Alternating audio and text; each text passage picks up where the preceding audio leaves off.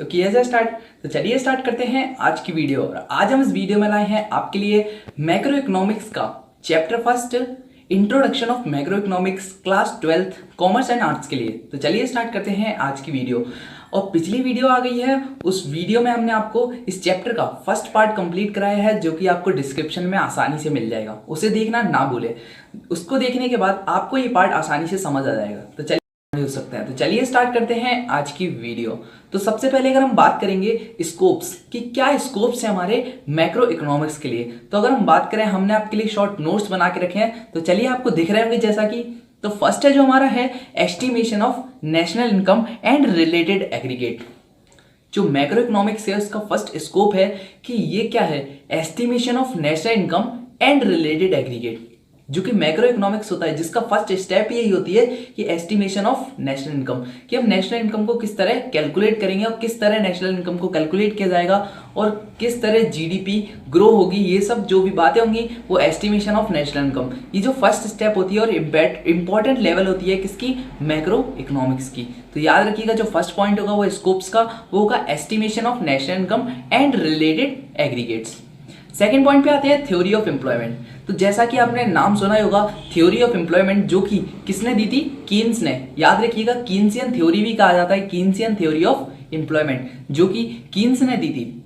इसमें बात की गई है कि किस तरह हम एम्प्लॉयमेंट क्या होता है सबसे पहले तो, सेकंड कि एम्प्लॉयमेंट को, अनएम्प्लॉयमेंट किस तरह हमारी इकोनॉमी में अकर्स करता है और किस तरह हम अपने इकोनॉमी में आए हुए अनएम्प्लॉयमेंट को हटा सकते हैं, इकोनॉमी से बिल्कुल ही रिमूव कर सकते हैं। किस तरह हम एम्प्लॉयमेंट की बात करेंगे, तो जो भी थ्योरी ऑफ एम्प्लॉयमेंट है, थ्योरी ऑफ एम्प्लॉयमेंट सॉरी, इसमें हम बात करेंगे कि जो भी एम्प्लॉयमेंट हमारी इकोनॉमी में अकर करता है और किस किस टाइम पे अनएम्प्लॉयमेंट अवेलेबल रहता है हमारी इकोनॉमी में।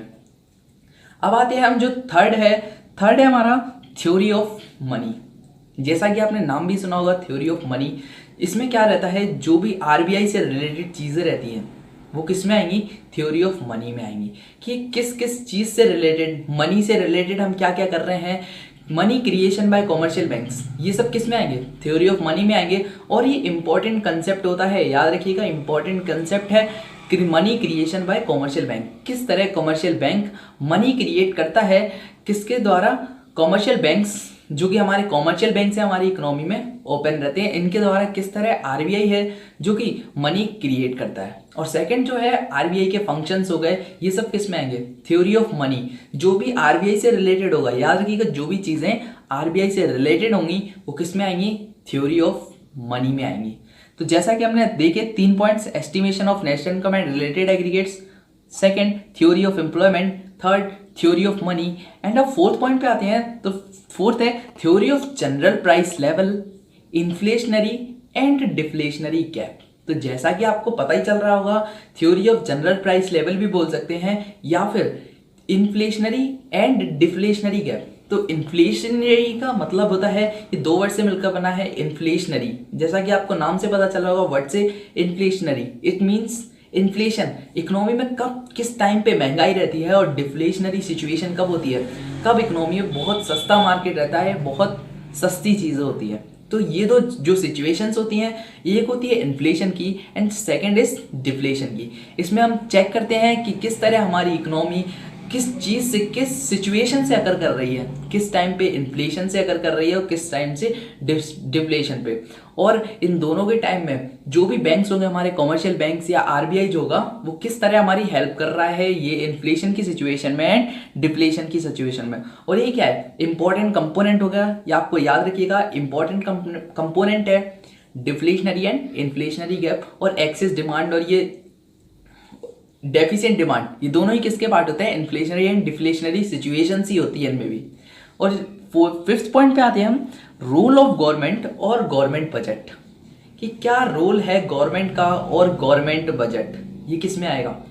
ये जो हमारा फिफ्थ पॉइंट है इसमें आएगा role of government and government budget. इसमें होता है कि किस तरह गवर्नमेंट का बजट हमारी इकोनॉमी को हेल्पफुल हो रहा है, किस तरह इंपॉर्टेंट है गवर्नमेंट का जो बजट है वो हमारी इकोनॉमी के लिए किस तरह से हेल्पफुल है, ये सब किस में डिफाइन किया जाएगा, गवर्नमेंट, रोल ऑफ गवर्नमेंट और गवर्नमेंट बजट में किन किन चीज़ों का ध्यान रखा जाता है गवर्नमेंट बजट के अंडर में, और किस तरह हमारी इकोनॉमी है वो लेवल को क्या करती जा रही है, ऊंची ऊंची ऊंचाइयों को लेवल्स को छूते जा रही है।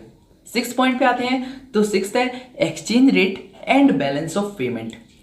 ये भी क्या है, इंपॉर्टेंट कंसेप्ट है किसका, स्कोप्स एंड सिग्निफिकेंस, स्कोप्स का। इसमें हम बात करेंगे कि किस तरह एक्सचेंज रेट है इंटरनेशनल मनी मार्केट में, क्या हमारी लेवल है, क्या हमारी वैल्यू है इंटरनेशनल मनी मार्केट में, तो उसमें किस में डिफाइन करेंगे, exchange rate and balance of payment में। और किस तरह हमारी इकोनॉमी को मैनेज किया जा रहा है, वो भी किसके द्वारा, इंटरनेशनल मनी मार्केट में। और क्या हमारी वैल्यू है, कितनी हमारी रेपुटेशन है इंटरनेशनल किसमें, मनी मार्केट में, जो कि मनी का मार्केट होता है। इसका मतलब अगर हम बता दें कि जो भी मतलब पैसे का व्यापार होता है, पैसे का बिजनेस होता है जहां पर, वो क्या कहलाता है, इंटरनेशनल मनी मार्केट। तो एक बार हम सारे पॉइंट्स को फिर से देखते हैं। फर्स्ट है एस्टिमेशन ऑफ नेशनल इनकम। ये क्या है, इंपॉर्टेंट कंसेप्ट होता है स्कोप ऑफ किसका, मैक्रो इकोनॉमिक्स का, कि estimation of national income and related aggregate. और जैसा कि अगर हम देखें तो ये सारे जो है वो चैप्टर के अकॉर्डिंग लगे हुए हैं। जैसे हमारे मैक्रो इकोनॉमिक्स में चैप्टर के वाइज ये सारे पॉइंट्स दिए हुए हैं। जैसा कि फर्स्ट पॉइंट है estimation of national income and related aggregate, जो कि चैप्टर पहले वही है। सेकंड पे अगर हमने देखा तो थ्योरी ऑफ एम्प्लॉयमेंट, तो सेकंड जो चैप्टर अगला चैप्टर है वो कौन सा है, एम्प्लॉयमेंट एंड अनएम्प्लॉयमेंट। थर्ड जो मनी है वो चैप्टर क्या है, मनी है। और फिफ्थ है theory of general price level. इसमें आपने देखा होगा problem of excess and deficient demand, ये भी क्या है, फोर्थ चैप्टर है। फिफ्थ अगर हम बात करें तो अगला जो चैप्टर है वो है गवर्नमेंट बजट। एंड सिक्स जो चैप्टर है वो है एक्सचेंज रेट। एंड जो सेवन चैप्टर है वो है बीओपी। तो जो कि हमारे चैप्टर्स के, अगर आपको आसानी से लर्न करना है तो आप चैप्टर्स के नाम भी लर्न कर सकते हैं। उनमें अगर ये आप सारे पॉइंट लिख देंगे तो भी वो आपके लिए हेल्पफुल होंगे आपके एग्जाम पॉइंट ऑफ व्यू से। तो ये वैसे भी इंपॉर्टेंट आपके लिए, तो एक बार फिर से देख लेते हैं। फर्स्ट जो estimation of national income, second theory of employment, employment से रिलेटेड बात की जाएगी। Third money, theory of money में याद कर रखिएगा कि जो भी आरबीआई से रिलेटेड मनी के बारे में बात की जाएगी वो किसमें आएगी, थ्योरी ऑफ मनी में आएगी। अगला पॉइंट है theory of general price level, inflationary and deflationary gap. Inflationary situation क्या होती है, महंगाई वाली सिचुएशन, और डिफ्लेशनरी क्या होती है, लो लेवल, मतलब जहां पर बहुत सस्ता मार्केट होता है। फिफ्थ पॉइंट की अगर हम बात करें, रोल ऑफ गवर्नमेंट और गवर्नमेंट बजट। आप यहाँ पे चैप्टर के नाम भी लिख सकते हैं कि गवर्नमेंट बजट जैसा कि हो गया, बस आपको थोड़ा डिफाइन करना होगा, अपनी लैंग्वेज में लिखना होगा। सिक्स जो पॉइंट है एक्सचेंज रेट और बीओपी, इसमें आपको ये लिखना है कि आईएमएफ में, सॉरी, इंटरनेशनल मनी मार्केट में हमारी क्या वैल्यू है, क्या रेपुटेशन है इंटरनेशनल मनी मार्केट। अब हम आते हैं सेकंड टॉपिक पे। तो जो सेकंड टॉपिक है वो है सिग्निफिकेंसेस ऑफ मैक्रो इकोनॉमिक्स की। क्या क्या सिग्निफिकेंसेस हैं हमारे मैक्रो इकोनॉमिक्स में, जिस तरह हम पढ़ रहे हैं, मैक्रो इकोनॉमिक्स की स्टडी कर रहे हैं, वो हमारे लिए क्या सिग्निफिकेंस देती है, हमें क्या इंपॉर्टेंस बताती है मैक्रो इकोनॉमिक्स की। तो सबसे पहले अगर हम बात करें, फर्स्ट जो पॉइंट है वो है डिस्क्रिप्शन ऑफ इकोनॉमी। जो मैक्रो इकोनॉमिक्स है वो क्या बताती है, ये क्या है, डिस्क्रिप्शन ऑफ इकोनॉमी देती है। कि डिस्क्रिप्शन मतलब जैसा कि हम बात करें तो किसी भी चीज़ की फुली इंफॉर्मेशन प्रोवाइड कर देना क्या कहलाता है, डिस्क्रिप्शन ऑफ इकोनॉमी है। जैसा कि मान लीजिए पहले तो हमें गवर्नमेंट बजट के बारे में बताती है, नेशनल इनकम को एस्टिमेशन कैसे करना है ये भी हमें कौन बताती है, मैक्रो इकोनॉमिक्स बताती है। तो इससे ये क्या ही हमारे लिए एक डिस्क्रिप्शन के तौर पर काम करती है। डिस्क्रिप्शन बताती है, हमें इंफॉर्मेशन देती है इकोनॉमी के बारे में। सेकेंड पॉइंट के बारे में बात करते हैं, road map of growth and development. जो मैक्रो इकोनॉमिक्स है वो क्या है, रोड मैप है ग्रोथ एंड डेवलपमेंट का। अब अगर हम रोड मैप की बात करें तो जैसा कि आपको पता चल रहा होगा, रोड मैप इट मींस मतलब हमने किसी भी चीज़ के बारे में क्या प्लान करके रखा है आने वाले फ्यूचर के लिए, ये हमारे लिए क्या है, मैप है। मतलब हमने किसी भी चीज़ का क्या बना लिया, एक मैप बना लिया, उसमें हम सारी प्लानिंग्स बताते हैं कि हम आने वाले फ्यूचर में ये करेंगे, ये करेंगे, ये करेंगे। तो ये क्या है, रोड मैप प्रोवाइड करती है हमें। मान लीजिए जैसा कि अगर हमें इकोनॉमी ने, इसने मैक्रो इकोनॉमिक्स से हमें क्या किया, डिस्क्रिप्शन बता दी इकोनॉमी का, तो हम क्या करेंगे, आने वाले फ्यूचर्स के लिए प्लानिंग करना स्टार्ट करेंगे। तो ये क्या है, road map of growth and development, कि किस तरह हम ग्रोथ करेंगे आने वाले इकोनॉमी में, अपनी इकोनॉमी का आने वाले टाइम में। अब हम आते हैं थर्ड पॉइंट पे। तो थर्ड पॉइंट है इकोनॉमिक स्टेबिलिटी।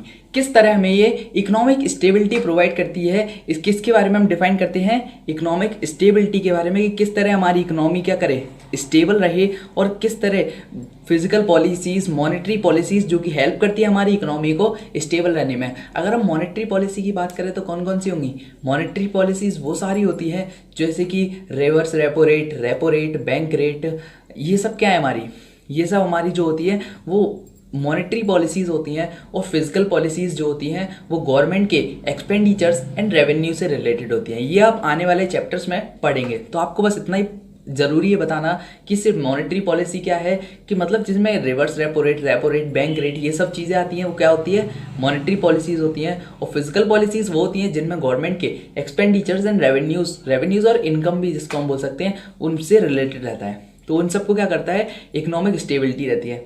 फोर्थ पॉइंट पे अगर हम बात करें तो BOP, जैसा कि लास्ट चैप्टर है ये, आप आने वाले टाइम में इसको पढ़ेंगे।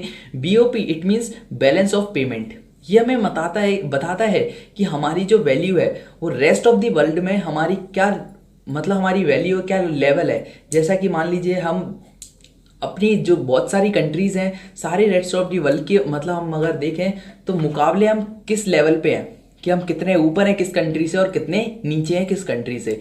ये भी हमें कौन बताता है, मैक्रो इकोनॉमिक्स की स्टडी से हमें पता चलता है कि रेस्ट ऑफ दी वर्ल्ड जो लेवल है उसमें हमारी क्या पोजीशन है। फिफ्थ पॉइंट पे आते हैं, problem of poverty and environmental pollution. ये हमें क्या बताता है, problem of poverty and environmental pollution के बारे में बताता है, क्योंकि यहाँ पे हम क्या करके चलते हैं, इकोनॉमी एज अ होल लेके चलते हैं, पूरी इकोनॉमी को एक मान के चलते हैं। तो ये हमें क्या बताता है, पॉवर्टी के बारे में भी बताता है और एनवायरमेंटल पॉल्यूशन के बारे में भी बताता है कि कितना पॉल्यूशन है और कितने लोग पॉवर्टी से जूझ रहे हैं हमारी इकोनॉमी में। वो क्या बताता है, मैक्रो इकोनॉमिक्स हमें ये बताता है कि कितनी प्रॉब्लम है पॉवर्टी की और एनवायरमेंटल पॉल्यूशन की। 6 पॉइंट पे आते हैं हम, पॉलिसीज फॉर्मुलेशन, और ये हमें हेल्प भी करता है। पॉलिसीज फॉर्मुलेशंस में न्यू पॉलिसीज बनाने में हमें मदद भी करता है। मान लीजिए अगर हमें किसी भी चीज़ के बारे में सारी इन्फॉर्मेशन बता दी जाए तो हम क्या करेंगे, उसके लिए न्यू पॉलिसीज उसी हिसाब से बनाएंगे जो हमारे लिए पुरानी इन्फॉर्मेशन हमारे पास आई है। तो ये क्या करता है, पॉलिसी फॉर्मुलेशन में भी हेल्प करता है। तो जैसा कि आपने सारे पॉइंट्स को देखा, एक बार हम फिर से आपको बताएंगे। फर्स्ट जो है वो है डिस्क्रिप्शन ऑफ इकोनॉमी। ये हमें क्या बताता है, इकोनॉमी का डिस्क्रिप्शन देता है कि किस तरह इकोनॉमी में गवर्नमेंट बजट काम करता है, किस तरह government axis demand and inflationary gaps ये सब काम करते हैं। सेकंड अगर हम बात करें रोड मैप ऑफ इकोनॉमी, ये क्या है, रोड मैप है एक तरह से, मतलब हमारी आने वाली फ्यूचर की जो प्लानिंग है वो क्या है, आज जो हम कर रहे हैं वो क्या है, इकोनॉमिक रोड मैप भी कहते हैं हम इसको। नेक्स्ट है इकोनॉमिक स्टेबिलिटी। इकोनॉमिक स्टेबिलिटी के बारे में बताता है कि किस तरह हमारी इकोनॉमी स्टेबल रहेगी और किसी भी प्रॉब्लम को आने पर वो सॉल्व कर सकेगी आसानी से। फिफ्थ जो पॉइंट है BOP और बैलेंस ऑफ पेमेंट, इसमें ये बताता है हमें कि क्या हमारी लेवल है, क्या पोजीशन है हमारी rest of the world pool whole जो कंट्रीज हैं, सारी कंट्रीज हैं, उनमें हमारी क्या पोजीशन है, वो हमें BOP बताता है। नेक्स्ट अगर हम आते हैं problems of poverty and environmental pollution, ये हमें प्रॉब्लम्स जो है पॉवर्टी की वो भी बता देता है, और इन्वायरमेंटल पॉल्यूशन किस तरह हमारी इकोनॉमी में पॉवर्टी बढ़ती जा रही है और कितने लोग आज भी पुअर हैं, ये सब भी हमें कौन देता है, मैक्रो इकोनॉमिक्स ही बताता है। और जो नेक्स्ट है इन्वायरमेंटल पॉल्यूशन के बारे में भी कौन बताता है, इकोनॉमिक्स ही बताता है हमें। नेक्स्ट अगर बात करें 6 जो पॉइंट है पॉलिसीज फॉर्मुलेशन, जब सारी बातें हमें बता दी जाए, किसी भी चीज़ के बारे में सारी इन्फॉर्मेशन अगर हमें पहले दे दी जाए तो हम क्या करेंगे, उसका रिजल्ट आसानी से बता सकते हैं ना। उसके लिए कोई भी आने वाले फीचर्स में पॉलिसीज बना सकते हैं। तो ये भी यही करता है कि सारी पहले इन्फॉर्मेशन को लेता है और बाद में जो पॉलिसी फॉर्मुलेशन में हेल्प होती है उसको हेल्प करता है। ये भी आपके लिए। तो आज की वीडियो हमारी यहीं पे कंप्लीट होती है। Thanks for watching commerce institutions. Please like, subscribe and share.